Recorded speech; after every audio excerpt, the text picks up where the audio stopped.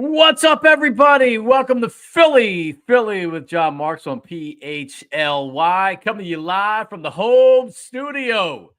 As it snowed yesterday. Did you notice? Did you notice during the second half of the Eagles game? Philly with John Marks is always presented by Bet Parks and Central City Toyota. Well, listen, there is so much to talk about with that game and with the win, and like Heart Attack City, high-level anxiety, Philly's playoff-level anxiety for me, puke bucket anxiety for me. But, I mean, they got to win. They got to win. Anybody else feel like this when the game was they go up by 13, and it's like, all right. It's like, this game's over. Saquon Barkley goes for the long run. Like, that's it. Rams aren't scoring 2 touchdowns in however many minutes that are left. Not enough time.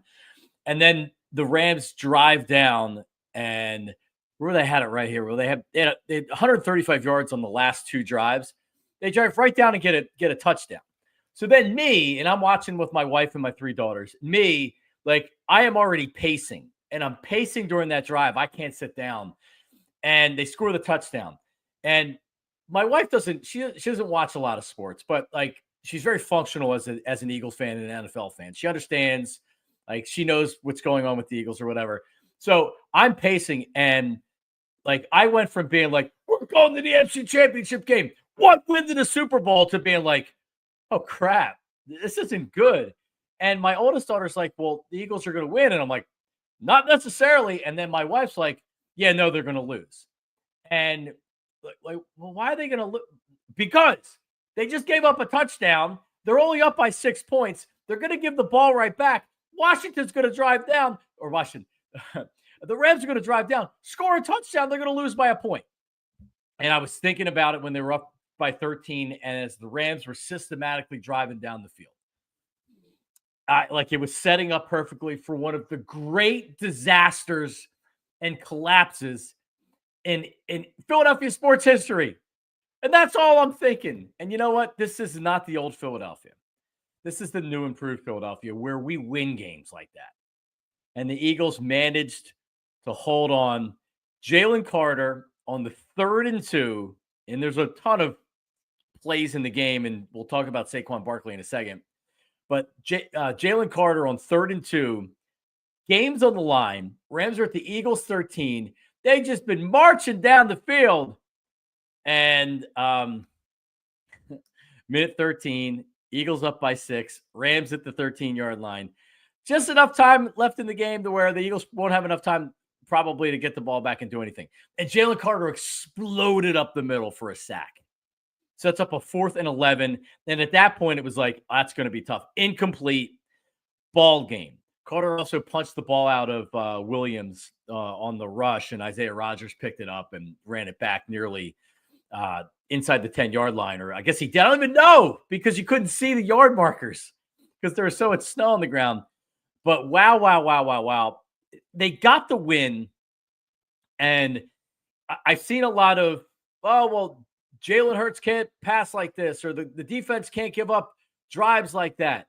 Yeah, agreed. But it's hard to take a lot from that game, in particular in the second half, with the conditions that were out there. The Eagles managed and found a way to win and to hold on. That's the only friggin' thing that matters to me. I'm not going to worry about the passing game. I'm not going to worry about the defense giving up drives. We'll worry this week. Don't get me wrong. But like, what can you really take from a game that was affected by the snow, like they were in the second half, right?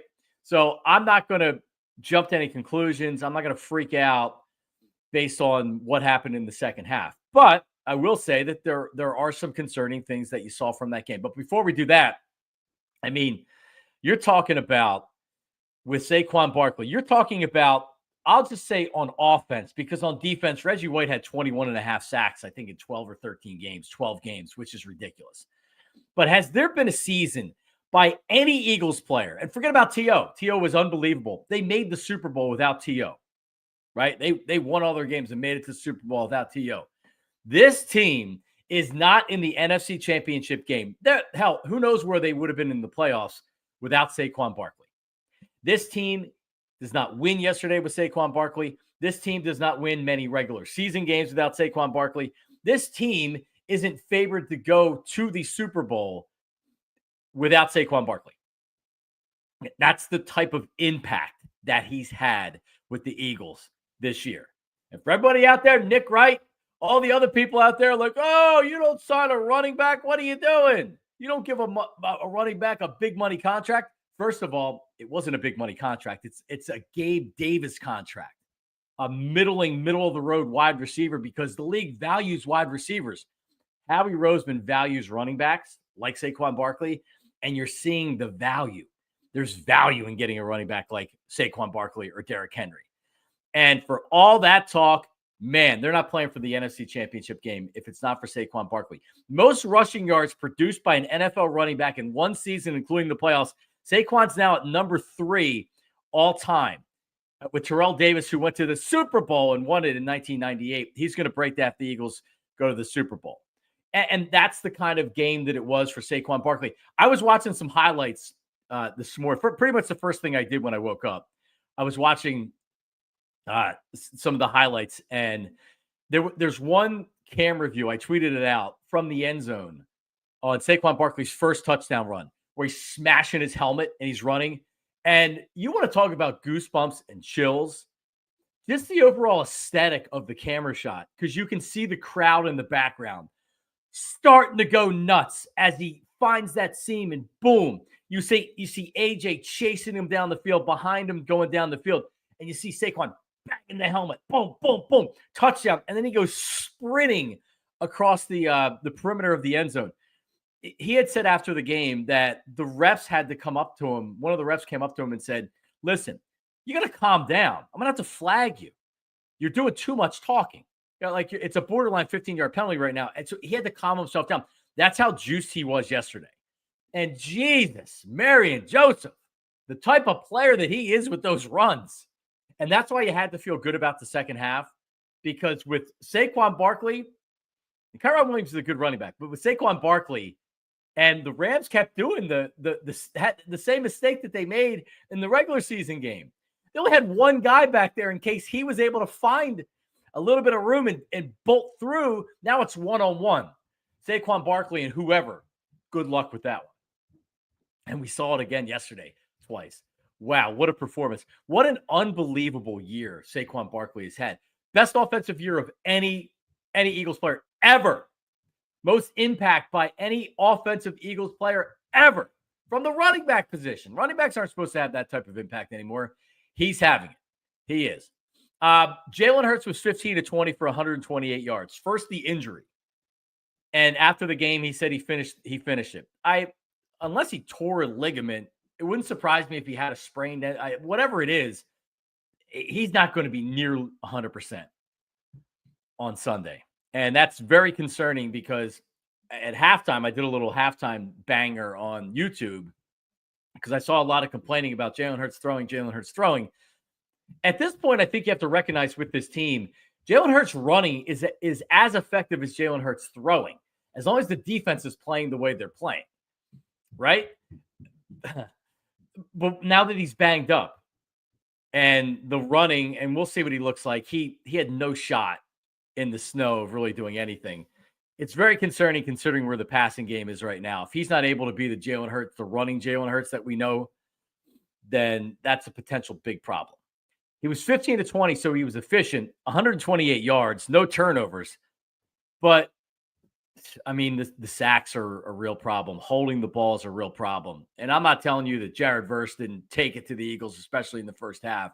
They did, but he can't hold the ball like that. And you can see what he's doing.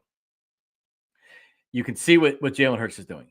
He's seeing the rush instead of being confident in the pocket and finding the open receiver and throwing it. They're going to blitz him. I would blitz him all day. Right now, he's not seeing the field well.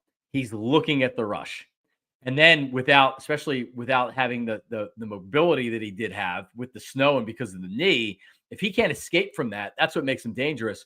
They're in big trouble. Eagles are in big trouble. So he's got to be more confident. He's got to be more confident in stepping up and throwing the ball. because maneuvering in the pocket, which we saw him do so well in 2022 in that run to end 2022, he stepped up, he moved around, boom, delivered it, strong throw, confident throw. That's not him right now. I know he had the pass that A.J. Brown dropped. Again, it was in the snow.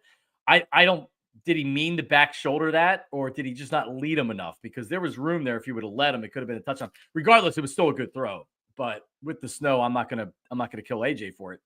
But it's they got to get the passing game together. They had 65 net passing yards when you count the sacks, because they had 7 sacks. That's the fewest by any team in a playoff game in the last 10 years. I saw Sheil Kapadia tweet that out last night. 2 catches for A.J. Brown, 14 yards. That's 3 catches for 24 yards in 2 playoff games. They didn't show him reading a book. Maybe because of the snow, he didn't want to get the pages wet. Didn't laminate the book yet. Yeah, like they Tyler Zuli's going to come in right now, and he's going to say what everybody's saying, and he has an interesting counter to it, is that they can't play the way that they're playing in the passing game right now and continue to win games the way that they're winning.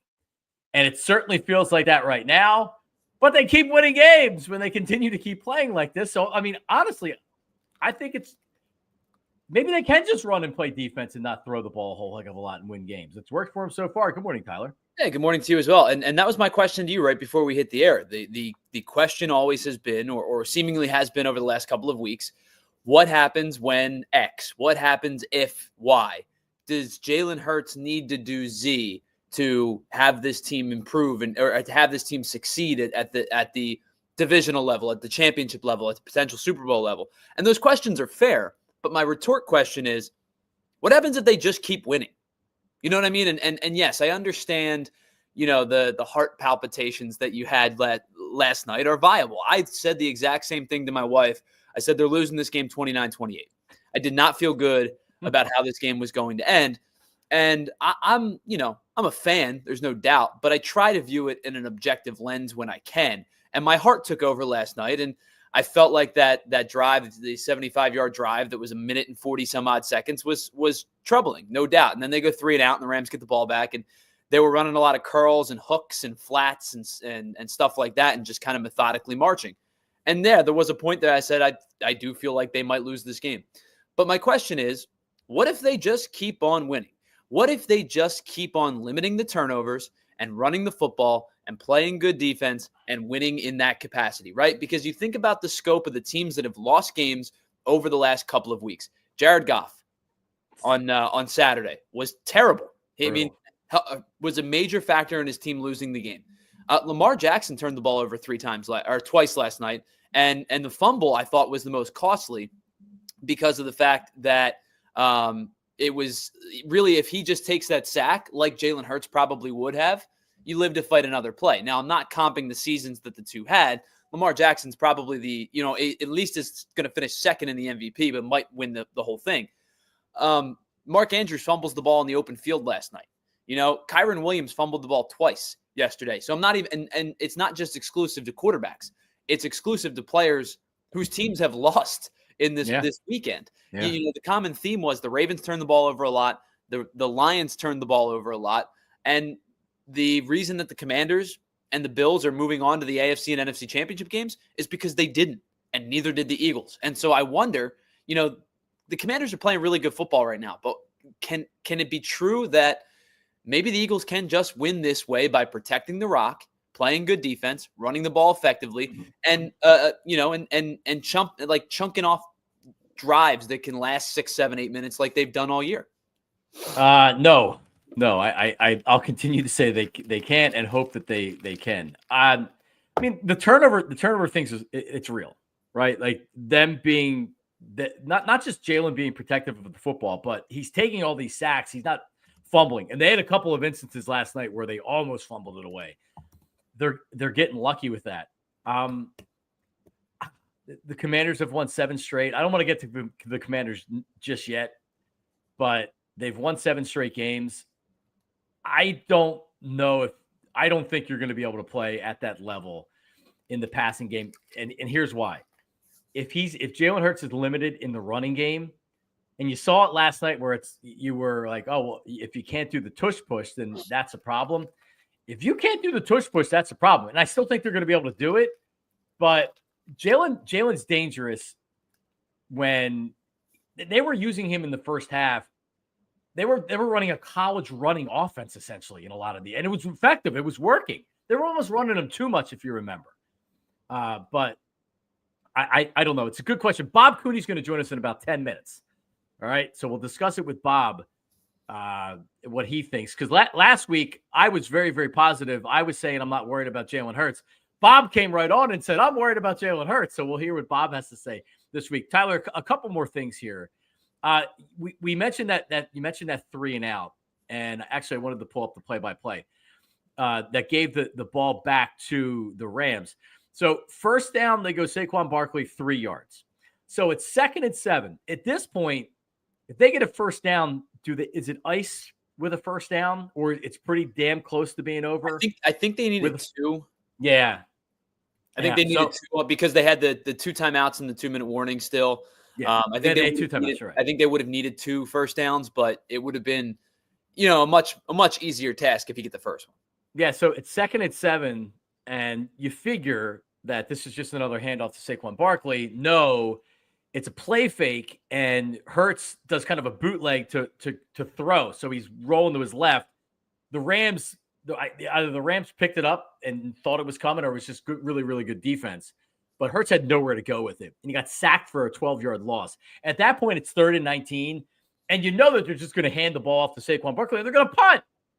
So now it's like, oh my God, you're giving them the ball back. You go 3 and out. They're going to get the ball for like 2.5 minutes. Well, you give the ball to Barkley in that spot for a multitude of reasons. The first is you want to protect the rock. You're not trying to throw the ball downfield and have a turnover, occur. And the second one, of course, you want them force the Rams to take that second or that third timeout. You want to make them use the timeout. So everybody in the world at that point knew that Saquon was getting the football. Which is probably why on 2nd down they didn't do it. It even surprised me because you know why? It was a stupid call.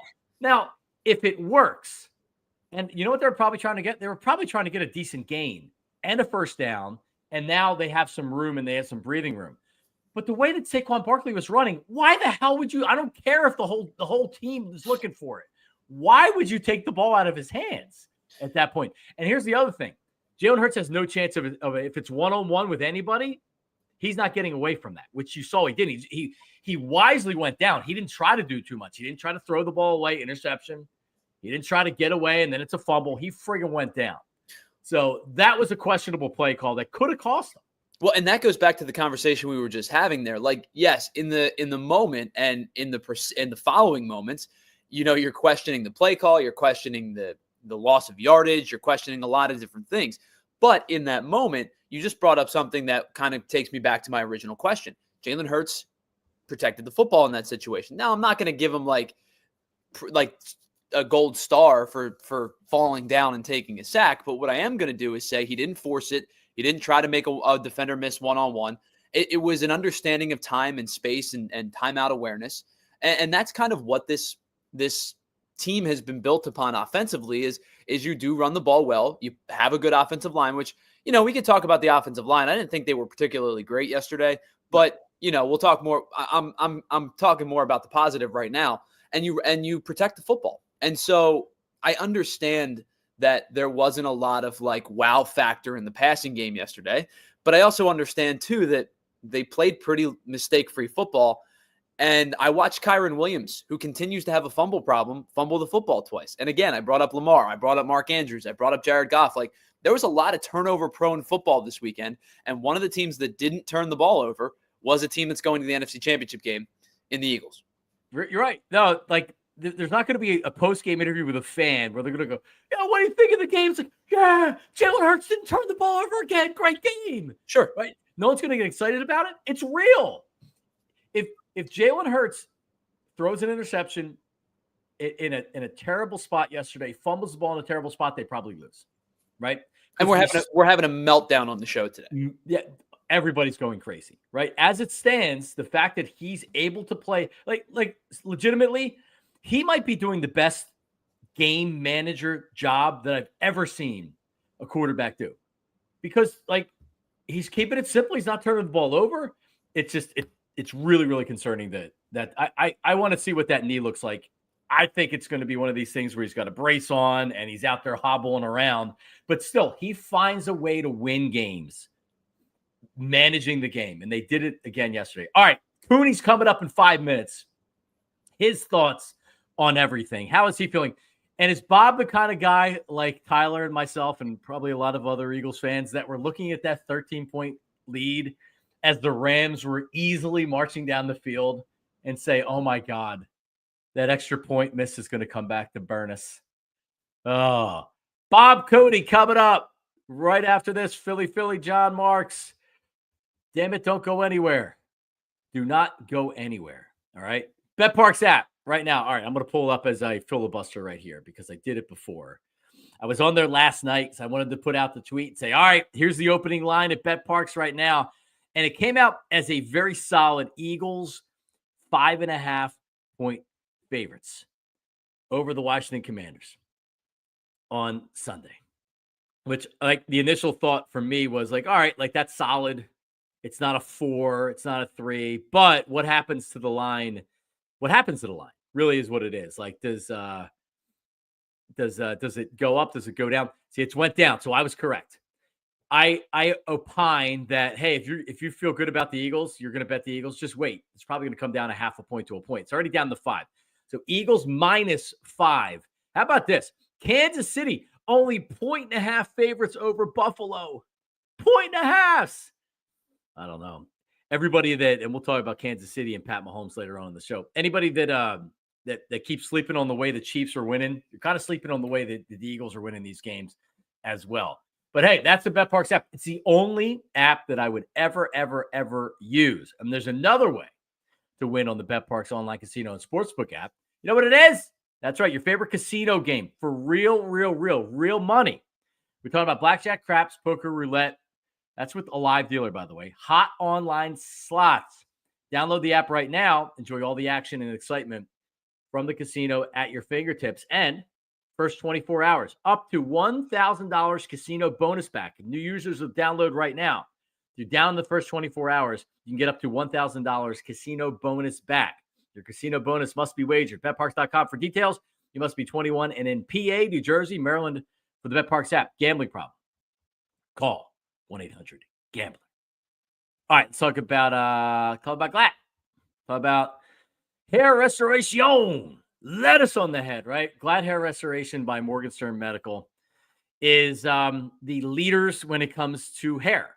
So if you're going bald, you're balding, your hairline's receding, and you're trying a lot of things that maybe you see ads for it on Instagram or Facebook, or you're seeing shampoo, whatever it is, right? I tried like the shampoo that's like, oh, it's supposed to unclog the follicles. Biggest waste of money in my life. GLAD Hair Restoration can help you during all stages of hair loss. Leading edge treatments for prevention and restoration. That includes hair restoration surgery, like I had. But PRP and stem cell restoration, especially if you're seeing advanced, like right here, you're starting to lose your hair, the crown of your head. That's what that's for. Non-invasive head treatments. That's kind of like PRP without the needles. It's amazing. When you get before and after pictures, every year I go to the office and we say, all right, like how we look at before, after. Really what you're looking for is not losing more hair. If your picture from the year before looks like the current picture right here and all that, like that's a win because you haven't lost any hair.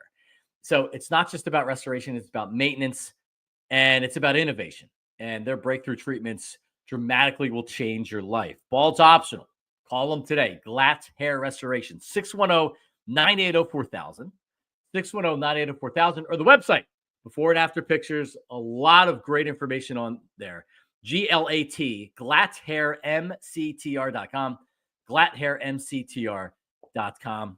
And I've extended this invitation to everybody, and I'll mention it again. DM me, email me if you have any questions. I can answer them. I can also hand you off directly to the hair team over at GLAD Hair Restoration. All right. John Marks Media, JONMARKS Media on social. Slide into my DMs. All right, we're back. Let me take a swig of coffee here. I'm going to need it for our next guest or our first guest or our only guest of the show. His name is Bob Cooney. You know him. You love him. Live from his you're not in the dining room today, Big Bob. What's up? We're in the home studios, John. How's it going? Everything all right? All right, so Eagles are up. Saquon runs for the touchdown.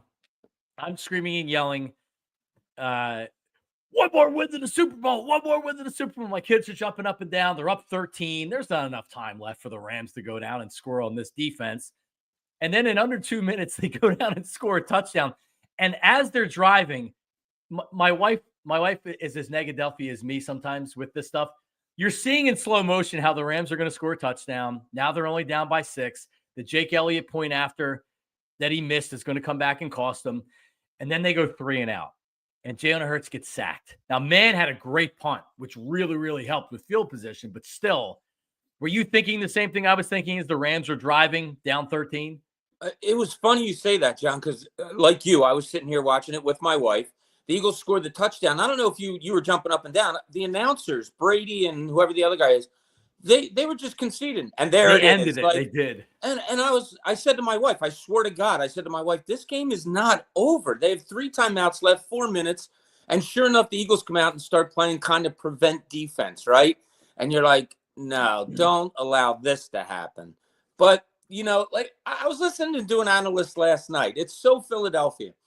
Like he was asked, what did you think of the game? And he says, well, I thought it was going to be a tough game. And then the Eagles scored right away. And I thought, oh, this might be easy. I'm like, what?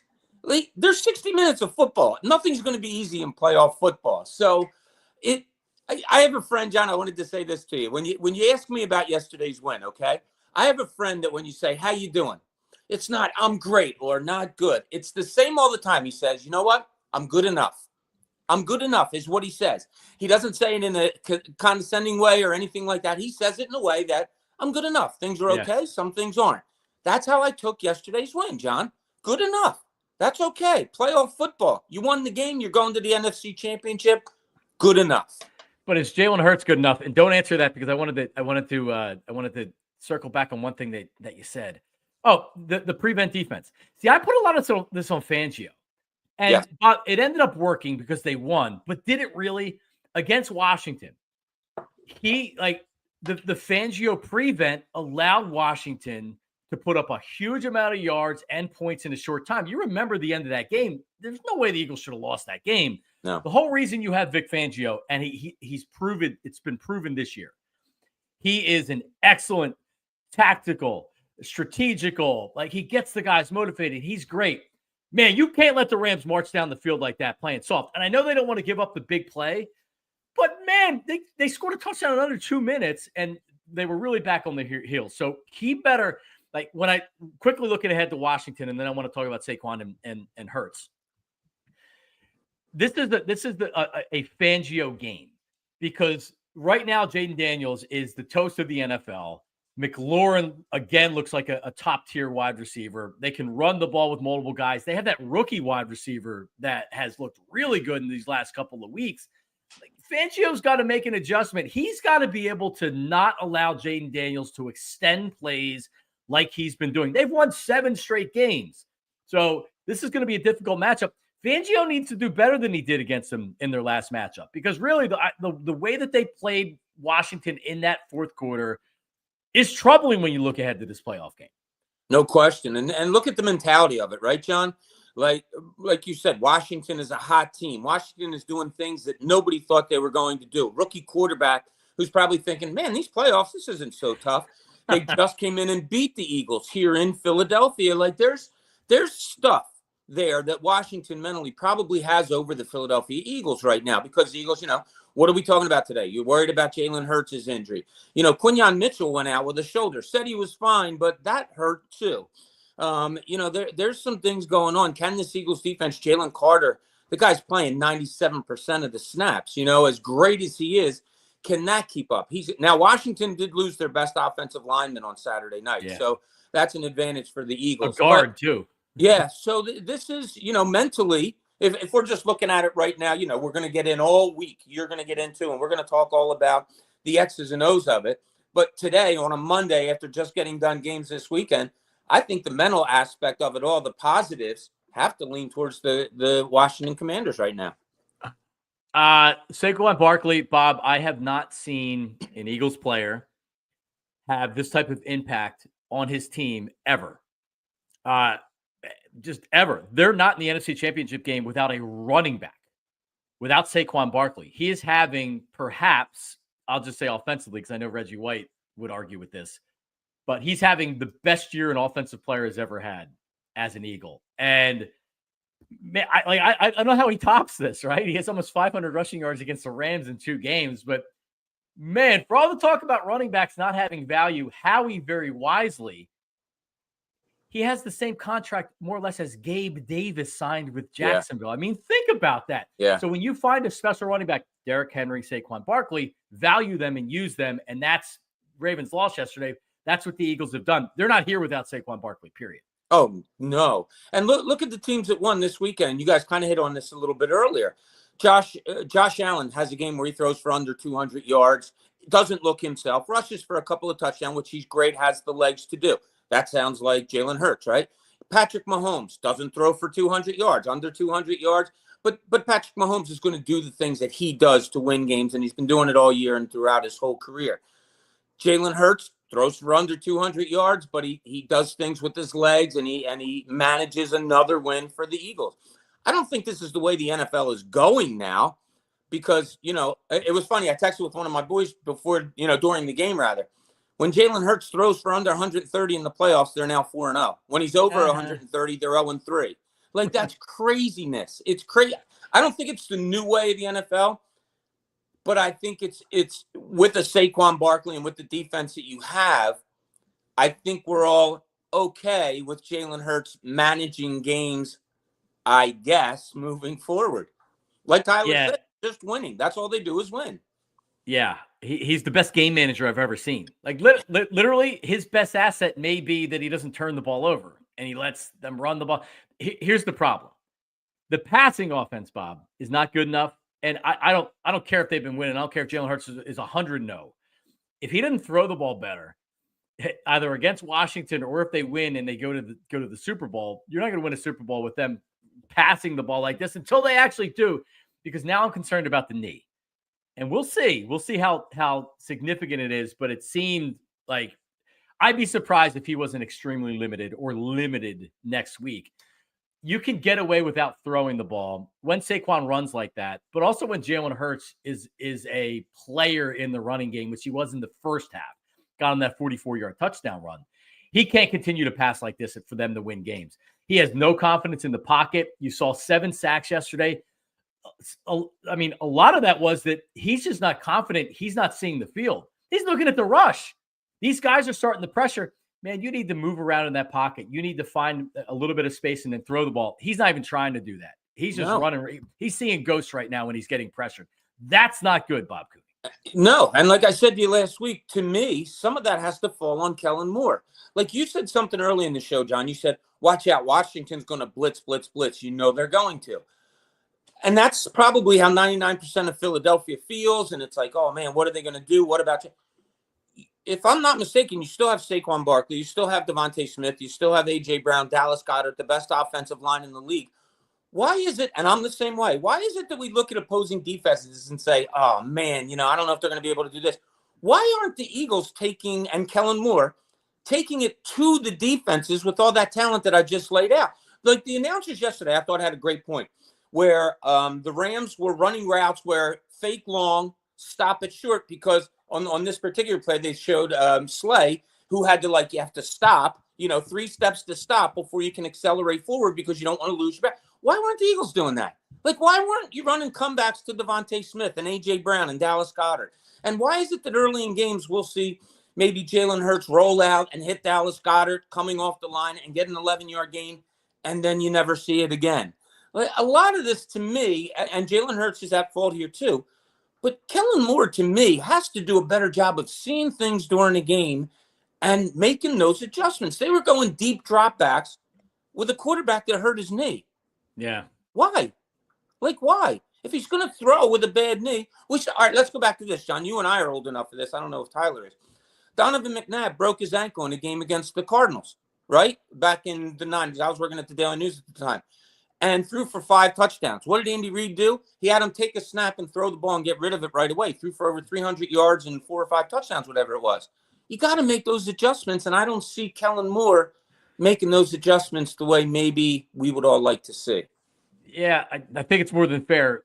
The screen call at the end of the first half, because so again, negative Eagle fans like, oh man, like they're gift wrapping, giving the ball back to the Rams here. They're deep in their own territory. It was 3rd and 14 from the 5. It was just enough time, and there was plenty of time left. They punt the ball to the Rams. The Rams come down and score, and then they get the ball to start the second half. Meanwhile, they dial up a screen. A screen! They actually used a couple screen passes, Bob, in this game. And Saquon, boom, he went 16 yards. Then Gainwell came in for 2 10-yard gains. They actually they took sacks when they were entering field goal range, where they should have had points there. But I was just happy they didn't give the ball back to the Rams at that point. So with Jalen, one other thing here. Watching the Washington-Detroit game, when you're watching Jayden Daniels, and I saw this on a number of occasions, he processes information very quickly for a rookie quarterback. Yeah. He sees things at the line of scrimmage to where he's like, okay, there's going to be a blitz coming from the corner that leaves this wide receiver open. I'm going to check to this right now. Boom. I think that was McLaurin on the one touchdown pass. And that's a rookie, right? I don't see the same things from Jalen. And the only thing I can say is maybe there's concerns with some of the shorter passes. You would think that would be bread and butter with AJ, so big and physical. Why wouldn't you want to throw shorter passes, get the ball out? But I don't see the same type of quarterback play throwing the football from Jalen that I did even earlier in the season. And it's concerning. It's concerning because he's very limited right now as a passer. It is. And, I mentioned those other quarterbacks earlier. Josh Allen yesterday, under 200. Could he go out the next game and throw for 350? Would it surprise you? Absolutely not. Patrick Mahomes, same thing. Could he go out next game and throw for 300 yards? Absolutely. It wouldn't surprise us a little bit. Could Jalen Hurts go out and throw for 300 the next game? Would it surprise us? Yeah. Like, knee or no knee, John. I'd be surprised if Kellen Moore and Nick Sirianni came out and had a game plan that said, all right, Jalen, this is you, man. You're gonna pocket pass. We're gonna roll you out, whatever. We need you to throw for like 250, 300. Okay, great. What's your confidence level, John? Do you have confidence that he could go out and do that? No. Pretty quick answer, right? No. And I'm okay with them winning without having to have this top quarterback performance. I'm very comfortable with him throwing for 170 yards. But if he can't run the ball because of the knee, then what do we have here? Right? So yeah. Right now, I would say scale of 1 to 10 confidence meter next Sunday, NFC Championship game, 7.5 confidence level. Not in Jalen, just in the team. 7.5. Okay. Yeah. Not an 8. And that's not extremely strong. It's not. And it probably all goes to the offense, right? I mean, yes. You're confident in the defense. I think we all are. Quinyon Mitchell going out is a major concern. Who is? I'm sorry. Mitchell going out is a major concern. Yeah, he did tell some reporters after the game that he's fine. I heard it. He wasn't fine enough to return to a game that your season's on the line. So we'll see. I'm fine was probably he had an X-ray on there and it wasn't a broken collarbone. So maybe he's just like, okay, it's just sore. I should be back. But yeah, that's huge. It's funny. We can dwindle it down. It does all go back to Jalen Hurts. I mean, that's just what it is. And, but if you look at it yesterday, and this is why I said to you, I keep thinking of my friend that always says, I'm good enough. It was good enough yesterday because you missed 2 extra points. That's 30. That's 30 points right there. You guys talked about the play earlier where Saquon, it looked like it was a touchdown. I thought the nose of the ball hit the goal line. You don't score a touchdown there. You have to take a field goal. That's 4 more points. Rightfully, the Eagles should have scored 35 points yesterday. And here we are not complaining. And I really don't want to. You're always looking to be perfect. I say this all the time. So you have to make these observations. We're talking about we're concerned about the quarterback, sans the injury. And they still could have scored 35 points or should have scored 35 points, John. I think maybe that's a luxury that we have to keep in the back of our mind. Yeah. All right. Bob, so you feel good about Sunday? Feeling good about it? I do. I think yesterday was a gut check for the Eagles, and that's good. But I'll tell you, you're going to be playing a Washington team that is going to be overly confident and secure, and they know they have nothing to play for. Nothing to lose, rather. My biggest thing, John, and maybe you thought of this too, I can't wait to see Josh Harris on the sideline and see how this Philadelphia fan base reacts to that. Exactly. Yeah. Exactly. Oh God, it's I feel bad for the 76ers PR people that are going to have to see all this crap on social media this week. Yeah, it's different, especially the way the team's going now too. So, wow. Bob, great talking to you, man. We'll talk soon. All right, buddy. Take care, John. There he is, Bob Cooney. We'll come back, pick on the national championship game tonight. Also, the other games from the weekend, including Vlade Divac. Yes, Pat Mahomes, the flopper. Are you kidding me with this guy? We'll talk about it. That's all coming to Philly. With me, you know me. I'm John Marks. Philly. All right, check it out. Rothman. So, beginning of the year, you want to say you do those resolutions, and it's like, all right, now you're almost at the end of January. What have you done the resolution? Have you made the resolution to go get your knee checked out, your elbow, your shoulder? Probably haven't, right? Well, you don't have to be in severe pain to go and see Rothman. In fact, I think it's fairly obvious when you have a significant injury, you're going to go to Rothman Orthopedics and they'll take care of you. But what if you're a 5 out of 10, 6 out of 10 on pain? Maybe your knee doesn't really bother you unless you go run or you go play basketball or you do something active, right? Well, like you just said it. If those are things that you want to do and you should do, it's better for your health.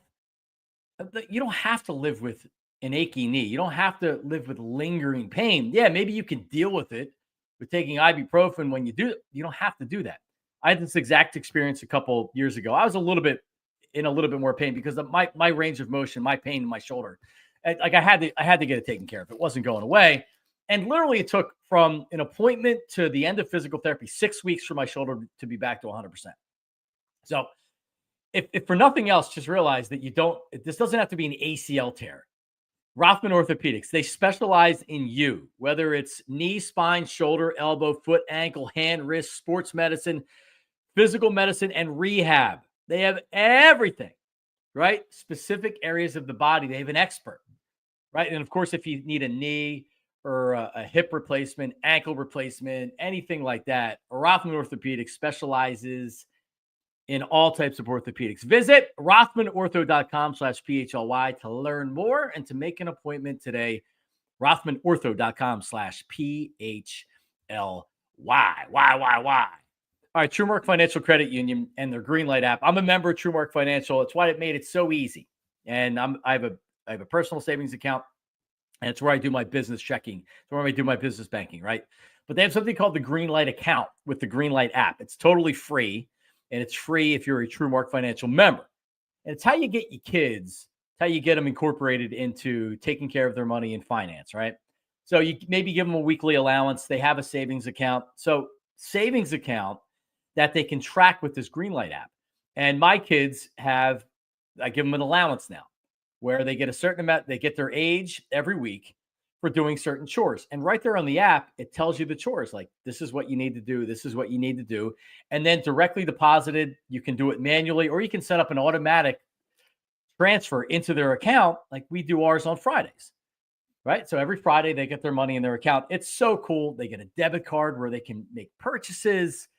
My wife's birthday's coming up next week, and they wanted to use their debit card and go on, and they bought presents for my wife with their own debit card. It's so fun.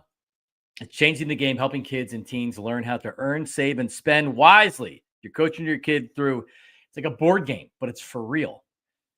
Check it out. TrueMark Financial, TrueMark.com/Greenlight. That's TrueMark.com/Greenlight. You can sign up today, and for more information, get on over there. TrueMark.com/Greenlight. All right, one on a pick in the national championship game, but thoughts from the playoff games over the weekend. So like I thought the Kansas City Texans game was going to be close, and it was. It was a close game. Even though the Chiefs ended up covering the game. But like, what's the takeaway from that game? The takeaway is that Pat Mahomes is a flopper, and the refs totally buy into it. Pat Mahomes is trying to get hit late out of bounds. The play where he got hit out of bounds, he slowed down on purpose. So the Texans player would have no other choice but to make contact with him. And then he flopped like he was an NBA player and went flying on the ground. Oh, and then of course they're going to throw the flag. The other unnecessary roughness, or the where the two players actually hit themselves and not Pat Mahomes, he's sliding late. There was the other one that I think that I can see the refs making that call. But like at some point, and Troy Aikman, I think it was on that play, Troy Aikman is groaning as the play happens and he sees the flag, and then he's groaning as the referee's making the call. And he's like, the league office has got to look into this. There was one play, and I should go through the play-by-play. It was early. It would have forced fourth down, and the Chiefs would have had the punt. And it extended the drive that they scored a touchdown. I think it was the first one. And it's like, come on. They're already the Chiefs. You're at home. It's like every Chiefs game I watch, I know quarterbacks are supposed to get the benefit of the doubt. I saw Lamar Jackson last night. They should have called a 30-yard penalty on the play where he got hit out of bounds. Pat Mahomes gets every call. They baby him. Peyton Manning didn't take hits. Tom Brady really didn't take hits, so you didn't see this kind of stuff. He's trying to get these. Give him credit. It's working, but I hate it. I hate them. They got to do something. They got Tyler. I don't know if you're looking through it through the same lens I am when I watch these games, but he drives me nuts with this flopping. Stage acting at its finest is what it's become. I mean, this man should go for a Tony Award without Golden Globe. Without Golden good he's Globes, become. Well, the People's Choice Awards. It's not a great award, but it's an award nevertheless. You bring up like Lamar Jackson doesn't get the benefit of the doubt. I think there's times where Jalen Hurts doesn't get the benefit of the doubt. I think, and I understand it becomes difficult when it's a nuance between, the foot on the field versus the foot on the white chalk, or is he sliding and giving himself up, or is he still considered an aggressive, like the aggressive runner? You know what I mean? Like it's a difficult scale to grade. I understand that, but the lens in which one quarterback gets it versus the rest of the league feels to have shifted entirely too far. Yeah, no, it's anybody that's watching that outside of a Chiefs fan is going to say, like, you got to be kidding me. It happens far too often. So that was that game. The Chiefs are the better team, but that was it. That was a close game. The Commanders and Lions, which you said it on Friday. You're like, I don't know about the side, but I know I'm taking the over in this game. 76 points scored easily. Jared Goff was bad. The four turnovers in the game, and Washington was excellent. Jayden Daniels was excellent. Terry McLaurin is a stud. Brian Robinson ran with purpose. They ran the ball really well. Daniels continues. He's not running for long plays, but the way he's able to move the change and extend drives with his mobility really sets up his passing. He's so efficient as a passer. He doesn't make mistakes. He makes like pinpoint throws to his receivers. The Brown kid, the rookie, Dami Brown has really given them like that second receiver is so important. Zach Ertz is the go-to on third down. Washington's a really good team. It's amazing this kid's one win from going to the Super Bowl. So Dami Brown is an interesting player because he's a guy that I really liked coming out of UNC. I really liked that whole offense coming out of UNC. Like if you go back and look at that team, it was Sam Howell at quarterback. Dami Brown was on the outside. They had another receiver who ended up being drafted. I can't remember off the top of my head. But then the running back tandem, I believe, was Breece Hall and Michael Carter, who both ended up, obviously getting drafted. But Breece Hall, or no, excuse me, not Breece Hall. It was, oh goodness, there was another UNC. Yeah, nobody really cares about who was on the North Carolina. Doesn't matter. The point being is, it was an excellent team that was like kind of overshadowed by the fact that, their defense wasn't great. Their O-line play wasn't amazing. But Dami Brown was a really good receiver coming out of UNC, and I really liked what he did. It's taken him a little bit of time to get going. But they've got themselves somebody who's kind of an ascending 2, if you will. And, they need that opposite Terry McLaurin. I still think they're going to address the pass catching position in the draft this upcoming season because they can now, right? They got their quarterback. That position's taken care of. They got their running back. Maybe they go with the tight end route instead. But I think that De'Ami Brown's played really, really well over the last 4 or 5 weeks or so. Yeah, and Dan Campbell, there you go. Everybody, Dan Campbell. He was crying out to the game and taking responsibility. That is not a good loss on your home field. That's a crushing defeat for the Lions and Lions fans. That was a tough one. All right, and then last night the Ravens and Bills, which was an excellent game, and I know Lamar had the interception and he had the fumble. The takeaway from last night's game isn't Lamar came up small again. Mark Andrews has a drop that ties the game, a 2-point conversion. And by the way, there was lots of time left for the Bills to drive down and kick a field goal. So I still think Buffalo wins that game in regulation because they would have gotten the ball back with like a minute 30 or a minute 25. So Bills still could have easily won that game. But the fumble that he had, which if he just goes forward, he already has a first down. They're driving. Meanwhile, he like took a step back to try to get around the defense and they punched the ball back. That was a killer because Buffalo hadn't been able to stop Baltimore. I think they had scored on 3 straight drives, and then there was the fumble. Let me see.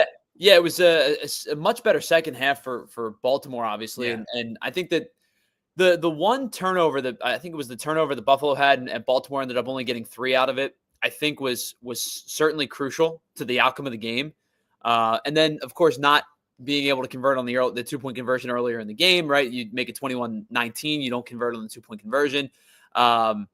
You have a chance to win this game or at least tie this game. I think Baltimore had a bunch of different chances, a lot of turnovers, right? I thought, Lamar turned the ball over too much early in the game. And yes, I know that the conversation is going to be Mark Andrews doesn't catch that pass at the end of the game. And Lamar did a really good job of taking credit or taking blame. But he probably should have taken blame, right? Lamar's been excellent in protecting the football all year long. He had 4 interceptions. I think he fumbled the ball 3 times. He had 7 total turnovers and 40-plus touchdowns and almost 5,000 yards of total offense. He turned the ball over 3 times yesterday. And you know how big of a Lamar Jackson supporter and fan I've been. To me, was the MVP this year again, even with how good Josh Allen's been, with how good Saquon Barkley's been. Yesterday, he turned the ball over too much in the first half and put the Ravens in a hole. And they did a good job climbing out of it. But I don't think that, I think that you probably should have been in a closer game than you were and having to not having to fight out of a hole that you did if you don't turn the ball over 3 times. Yeah, and he after the game he was dropping F-bombs and cursing in the post-game press conference. And he said this is not Mark Andrews. He took a lot of the blame. But I think we've seen him come up small in previous games. Like this wasn't, by the way, didn't it have the AFC Championship game feel? It felt like this was to go to the Super Bowl. I mean, think about that. A divisional game that felt that big. Yeah. The Eagles game yesterday felt pretty big. So did Washington and Detroit. This is a really, really, really, really good playoff here. So now you have the Bills and the Chiefs, and you have the Eagles and the Commanders. The Eagles are the early game. I don't know if there's a snowstorm that is called for next Sunday. I hated that it was snowing like that in the second half because I feel like if you're the better team, the only thing that can happen is something fluky. So yeah, I'm not a fan of snow. I'm not a big weather game guy. Like I would prefer. I've said people think it's a soft take or whatever, but I would prefer the game to be played on the merit of the skill of the players and not by some outcome of weather. I understand it's an outside game and it is what it is, right? You play in conditions and that's what it is. But I also too love the fact that on Saturday you got to watch 2 high-flying offenses perform at a level because they were in a controlled environment. Yeah. Now I know again, people are going to be like, "Wow, it's football," and that's a soft take. Like you're the guy that loves baseball and baseball doesn't play in some light rain sometimes. But to me, like I would prefer the talent to be elevated by the fact that they don't have to trudge through 2 inches of snow and having guys with snow blowers come in between, in between possessions. Yeah, this is almost like me finally giving in and saying, just give me the DH. I know the DH is coming. I've never muttered these words out loud, but when the Eagles do build a new stadium, retractable roof, yeah, it's time. I think it probably happens. And by the way, I want to apologize. The drive I was talking about, it wasn't a turnover. The Ravens allowed or gave up just 1 yard on the opening drive to the Bills, right? And they force a punt, and then they only end up getting a field goal out of it. I felt like that, to me, kind of took the wind out of their sails a little bit, even though they did end up making it a 21-19 game. I think Buffalo had an opportunity to kind of push a little bit more, and only getting 3 out of it was I think a little detrimental. Well, Bills and Chiefs, it should be an excellent one. Jalen Carter, Unreal. 2 sacks, 5 tackles, and the first sack he had, he picked up Matt Stafford, and I was like, "Don't slam him!" I thought he was going to give him a belly to back suplex. He didn't, and he just put him down. The strength that this guy has. I mean, think about this. He's playing 100% of the snaps almost. At the end of the game, he like, as far as being like his endurance and his fitness and things like that, this dude's a monster. 3 quarterback hits. He had a forced fumble, a pass knockdown, 2 tackles for a loss. And let's not forget about Nolan Smith, this young offensive line. Man, this dude, he is making not only plays, he's making big plays. Had another sack, 2 sacks against Green Bay, had a sack yesterday. He's getting in the backfield, routinely making plays, stripping the ball. The young and Josh Sweat even got in on the act yesterday. So it was overall they could really use another situational pass rusher. And it's such a damn shame. BG must be dying inside not being able to be out there because he'd be perfect for situations and games like that. But so Carter's unbelievable. To go back to Jalen Carter for just 1 second. So Next Gen Stats put out the numbers. He played 68 of the 70 snaps. So you're right. He was out there for nearly every snap of the game. He was double teamed on 26 of his 49 pass rushes, and he still ended up with 6 pressures and 2 sacks. Every time they tried to one-on-one block him, he beat his man one-on-one. They had to double team Jalen Carter because, to me, Jalen Carter was the best defensive player on the field on both sides of the ball. I know Jared Verse had a really nice game. I know Braden Fisk was playing well before the injury, with the knee injury, cost him the second half of the game. There's a lot of guys you can sit and say had some really good individual performances.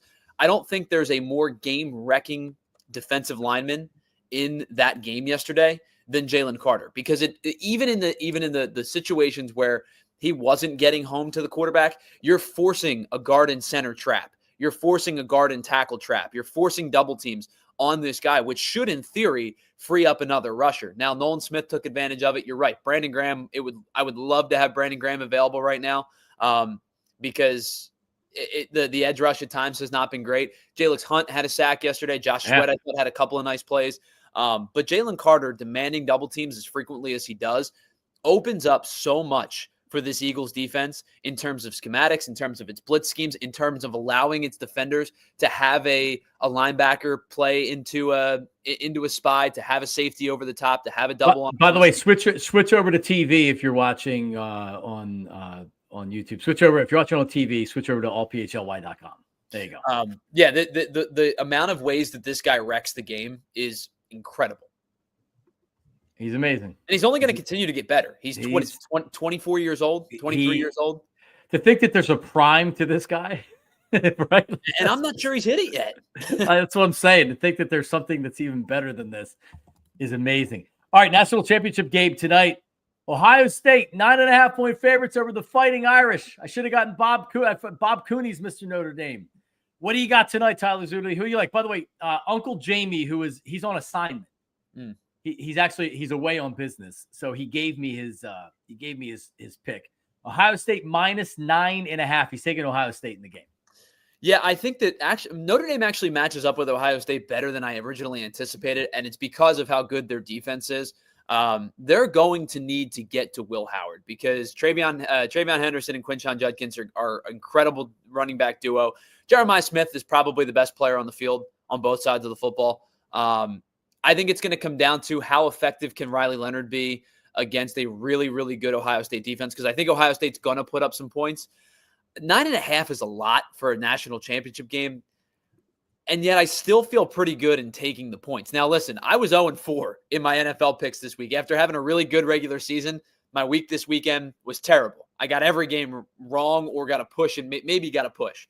But I do feel pretty good about this Ohio State team. I took them to win the national championship in September. I took them to win the national championship when the playoffs started, just because I believe when they play their brand of football, they're the best team in college football. And so I think I'm going to take Ohio State. I'm definitely going to take Ohio State to win the game. And I do think I'm going to take them with the points too. I agree with you. I don't think Notre Dame has enough offense to keep up with Ohio State. Now you can say they win with the same formula that Michigan did. Michigan also intimately knows Ohio State from playing them every year. It's a little bit different. I just think Ohio State's they're hot at the right time. 9.5 points is a lot, but that's a big line. Yeah, I think for Notre Dame to win this game, I think they're going to have to run for like 200 and some odd yards. And between Riley Leonard at quarterback and then Love and Price at the running back position, they're going to have to probably put up about 200 plus rushing yards to win this game.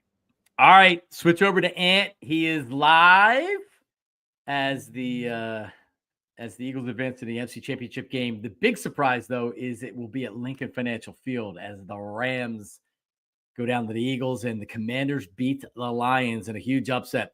We'll be back tomorrow. It's going to be a fun week as we march to the NFC Championship game. We are out. Shout out to everybody out there. Love you. We'll talk to you live tomorrow at 8 o'clock. See ya.